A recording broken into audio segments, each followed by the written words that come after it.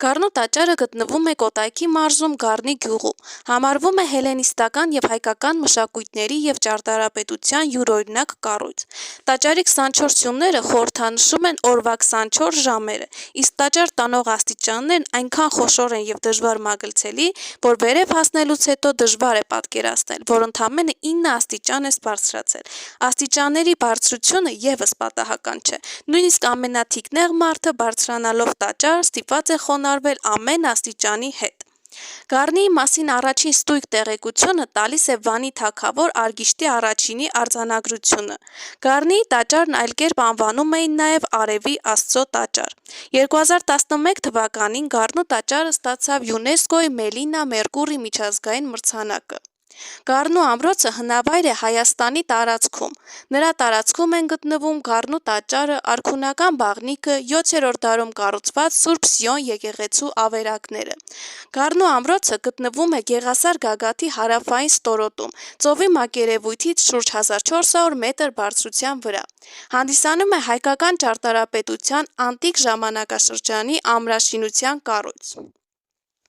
Նրա շուրջը տարածվում է Ազատ գետի 100 մետր խորություն ունեցող կիրճը, որտեղ գտնվում է Քարերի սիմֆոնիան։ Այն Հայաստանի տեսարժան վայրերի ցանկում ներառված հայտնի հուշարձաններից մեկն է։ Քարերի սիմֆոնիան առաջացել է հրաբխային հոսքերի հետևանքով, ձգվելով ողջ կիրճի երկայնքով։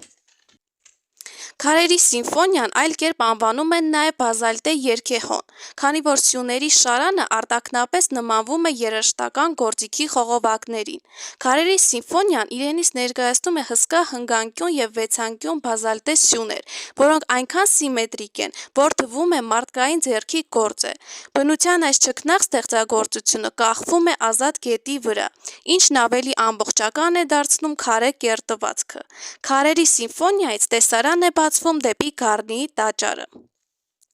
Իսկ Արարատի կամարը այլ կերպ անվանում են նաև Չարենցի կամար հուշարձան, գտնվում է Կոտայքի մարզի Ողջաբերդ գյուղում, Երևան-Գառնի ճանապարհի աջ կողմում 1500 մետր բարձրության վրա։ Ճարտարապետ Ռաֆայել Իսրայելյանը անցնելով Գառնի տանող ճանապարհով նկատում է Ողջաբերդ գյուղի բլրակի մոտից դեպի Արարատ լեռը նայող հրաշալի տեսարանը։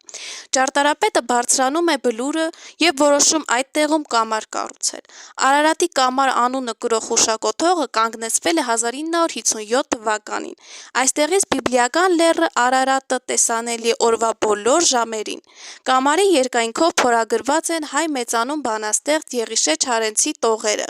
«Ես իմ անուշ Հայաստանի» բանաստեղծությունից՝ «Աշխարհ անցիր, Արարատի նման ջերմակ գագաթ չկա», «Ինչպես անհաս փառքի ճամփա, ես իմ Մասիս սարն եմ սիրում»։ Այս պատճառով հուշակոթողը ժողովրդին ավելի հայտնի է Չարենցի կամար անվանումով։